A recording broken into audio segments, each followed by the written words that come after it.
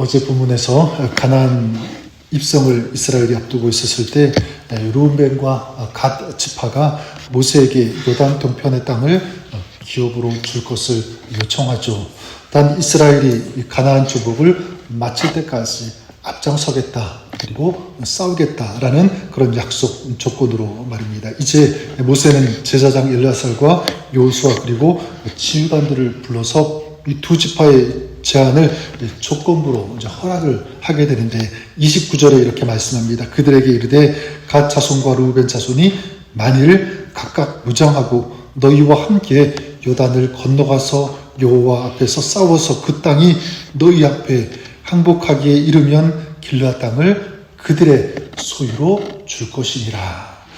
르우벤 갓 지파는 이제 가나안 정복 전쟁에 참전하고요. 이제 선봉에 서서 싸워야 됩니다. 그런데 만약 그렇지 못하면 어떻게 되냐면 30절에 말씀합니다. 그러나 만일 그들이 너희와 함께 무장하고 건너지 아니하면 그들은 가나안 땅에서 너희와 함께 땅을 소유할 것이니라. 그들이 원하는 땅을 기업으로 받는 조건이 무엇이냐면 가나안 전쟁에 적극적으로 참전해야 된다라는 것입니다. 자, 그러자 르우벤과 이 갓 지파 자손이 말하죠. 31절에 갓 자손과 르우벤 자손이 대답하여 이르되 여호와께서 당신의 종들에게 명령하신 대로 우리가 행할 것이라.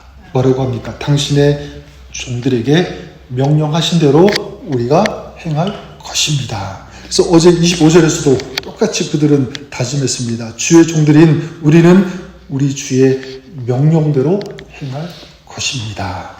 주의 종들인 우리가 주의 명령대로 행할 것이다. 르우벤, 갓 지파는 무장을 하게 되고요. 그리고 가나안으로 들어가서 선봉에 서서 싸우기로 결단하게 됩니다. 32절부터 42절까지 르우벤 갓 지파가 모세의 지시에 따라서 요단 동편 땅을 정복하고요. 성읍을 건축하고 또 양을 위해서 우리를 짓는 그런 내용들이 쭉 소개가 되고 있습니다. 이것이 요단강을 건너기 전에 르우벤 갓 지파 자손들에게 있었던 일인데, 저는 오늘 이 말씀 속에서 우리가 발견해야 되는, 우리 주님께서 우리에게 주시는 메시지가 있다라고 생각합니다. 그게 뭐냐면 이 르우벤과 갓 지파 자손들이 25절, 31절에서 선포했던, 다짐했던, 결단했던 그런 내용인데 무엇이었습니까?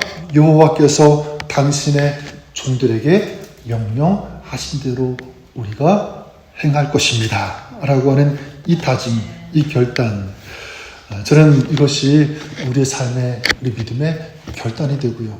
또 정말 소중한 그런 선포가 될 수 있기를 우리 주님의 이름으로 간절히 축원합니다. 그러면 하나님께서 말씀하신 대로 행해야 되는데, 그런 마음이, 그런 결단이 우리에게 있어야 되는데, 결단만 있으면 되는가? 아니죠. 결단했으면, 하나님 앞에서 약속했으면 신실하게 그것을 지켜야 되는 줄 믿습니다. 어떻게 행해야 되는가? 이 질문을 가지고 묵상하는데 저에게 떠오른 단어는 바로 충성이라고 하는 단어였습니다.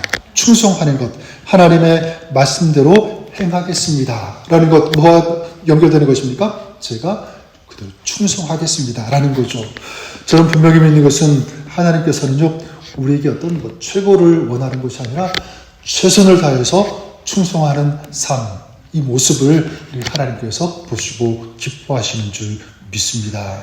어떤 부분에서 최선을 다해야 되는가, 여러 가지가 있겠지만 하나님께서 오늘 나에게 맡겨주신 그 일에 헌신하는 것, 충성하는 것, 최선을 다하는 것, 여러분들이 그럴 수 있기를 바랍니다. 르우벤 이 갓 지파가 그랬죠. 그들은 이제 가나안이 자신들이 차지할 땅은 아니지만 어느 지파들보다 먼저 열심히 싸우기로 결단했습니다. 그리고 그들은 요단강을 건너 가나안 땅에 들어가기 전, 요단 동편, 여기에서 지금 어떻게 하고 있죠? 우리 말씀 보았던 것처럼 싸우고 정복하고 그리고 이제 성읍을 건설하는, 그리고 양우리를 짓는 이런 모습들을 보여주고 있습니다. 뭐 하는 거죠? 결단하고 그 결단이 이제 삶에 펼쳐지고 있는 거예요. 실천에 옮긴 것입니다. 저는 여러분 우리가 그럴 수 있기를 바랍니다. 이제 우리도 주님 앞에서 소중한 결단, 약속하시고 거기서 끝나는 것이 아니라 하나님께서 나에게 맡겨주신 일을 충성스럽게 감당하시는 저와 여러분 우리가 될 수 있기를 바랍니다. 충성하되 훗날 미루는 것이 아니라 언제 지금 실천하는 것, 지금 순종하는 것, 이것이 중요한 줄 믿습니다. 지금 갓지파, 루벤 지파가 이 모습을 보여주고 있는 거죠.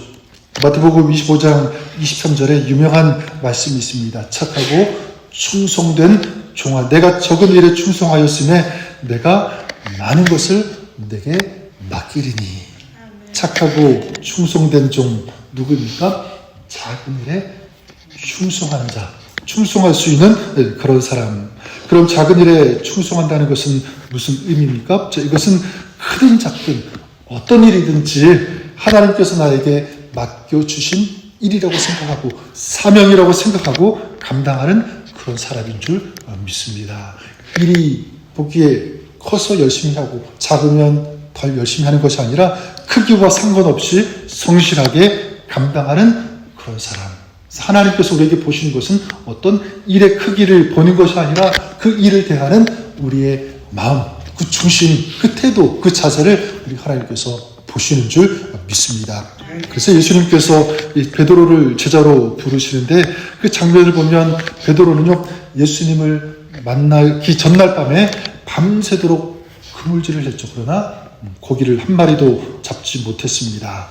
인간적인 눈으로 보면 그 베드로는 실패한 사람이에요.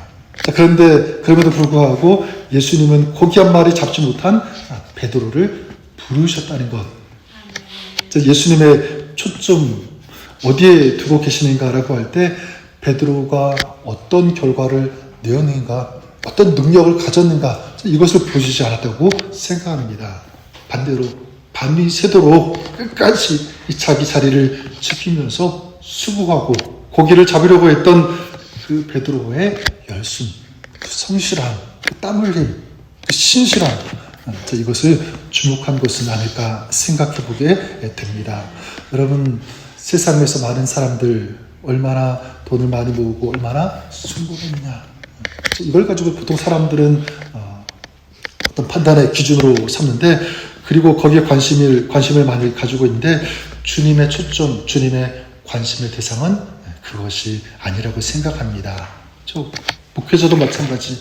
얼마나 큰 교회를 일궜는가, 그걸 보시는 것이 아니라 지금 그 삶의 자리에서, 사역의 자리에서 그 맡겨진 그 일을 얼마나 열심히 감당하고 있는가, 얼마나 최선을 다하고 있는가, 그 모습을 우리 주님께서 보시는 줄 믿습니다. 그것이 착하고 충성된 자겠죠. 사랑하는 성도 여러분, 오늘 여러분들, 우리 하나님께서 여러분들에게 맡겨주신 사명이 있다면 무엇이 있습니까? 오늘 그 사명 나는 어떻게 감당하고 있습니까?